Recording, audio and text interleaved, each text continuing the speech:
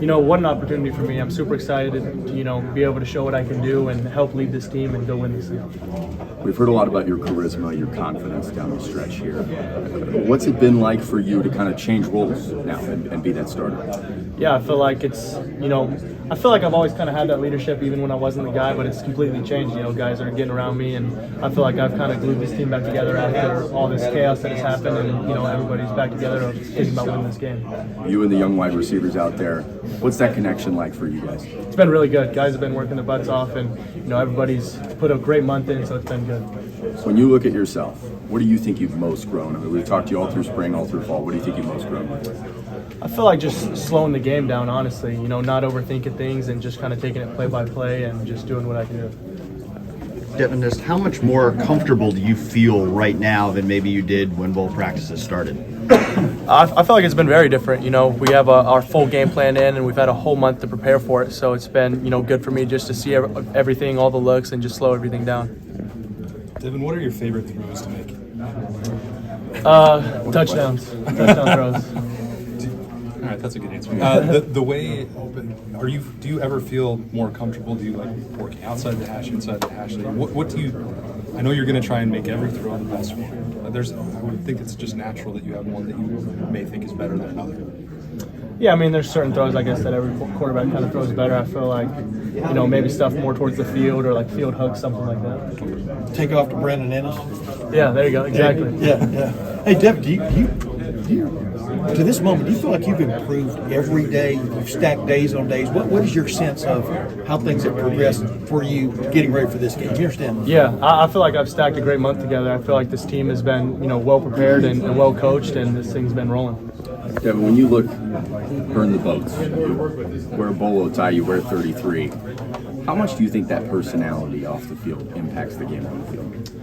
I think it really helps. I think it drives the confidence, especially just in myself of like, you're here for a reason. You've been training your whole life to go do this thing. Like, let's go get it. Are you going to wear the bolo tie on Friday? I think we're wearing just the team issue gear. I don't think we're dressing up, so I don't think so. Did Sammy Baugh do something in the Cotton Bowl once? Or? Yeah, just kind of something. Maybe in the first game. Okay. So.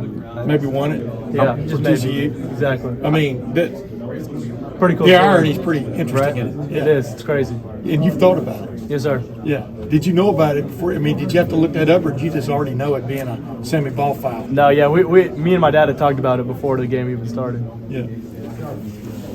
Do you feel any pressure coming on Friday, or is it just a chance to just go out and show what you got?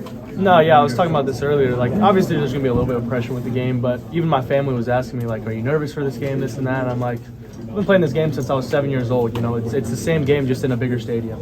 You've watched video of Sammy Baugh. He was a punter, too. He's as good a punter as he was a quarterback almost, which says a lot for him. But what just stood out about his game? What do you want to leave? What do you want people leaving this game thinking about you, Devin? He was just a tough SOB. There was nobody tougher on the field than him. He played all over the place, did what he was told, and just went out there and was a baller.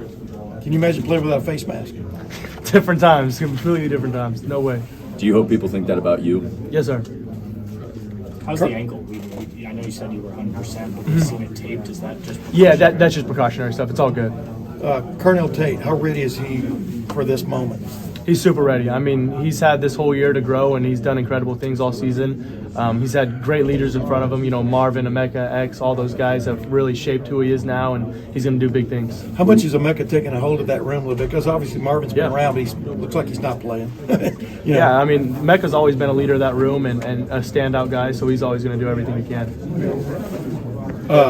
You may have been asked this earlier, but with Travion, he basically told us finally he is playing. We've been noticing him at practice, but what does that just add to the offense? Can you explain what he brings? Yeah, he's such an explosive player. You got to honor him in the run game and in the pass game, and he does so great in protection. He's a super smart player, and you can trust him to do his job. How have you seen your relationship with Ryan change over the past month since Kyle transferred? Yeah, it's been good. In the film room and stuff like that has completely changed, and, more game plan specific stuff like that has been good, and being able to just talk one-on-one about this game plan has been very good for me.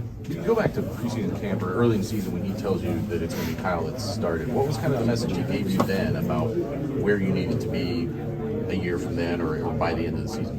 When it first happened, it was like, this thing isn't over. There's still a chance for you to go play, go win this thing, and don't change anything you've been doing. Just keep preparing like you're the starter. Did you feel like that was growing before the injury? Did you feel like, okay, we're getting closer, and then obviously Yeah, definitely. I mean, even after the Purdue game, I felt like there was kind of a confidence in me that was building too, because, you know, it's hard, you know, taking a step back of like you're not the starter anymore, but having to have that role and keep growing from there, I definitely had a feeling about that. Yeah, I asked you about that in Columbus. I mean, it looked like they were trying to figure out a way to get you on the field, and it looked almost like they were trying to figure out a way to get this thing reopened. I mean, did you sense that?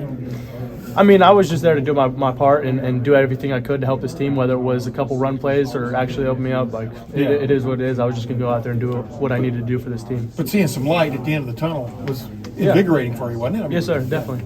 Then what did you take out of that Purdue game? Like, you saw a high and, you know, a rough throw. They probably won it back in the fumble. Like, when you evaluated that and the experience, everybody's got to actually be on the field to learn and grow. Yeah. What did you take out of it?